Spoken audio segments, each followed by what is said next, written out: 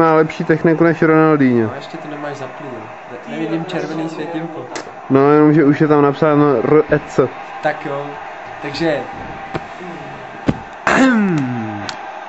Co se týká toho, že Ronaldinho má horší techniku než Robinho, tak nevím,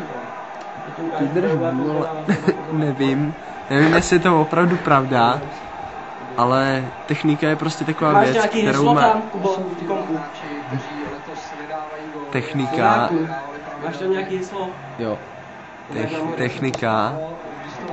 To je prostě... Každý hráč, když má svoji techniku, tak se s ní... No já nevím, jak to mám říct, prostě, ale... Tak má nebo nemá?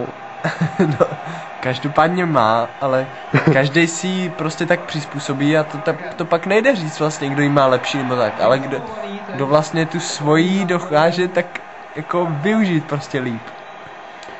No, takže Ronaldinho má lepší Ronaldinhovu techniku a Robinho lepší Robinhovu techniku. Přesně ono, to je přesně to rozlišení prostě té techniky jako fotbalový, jak to má prostě být.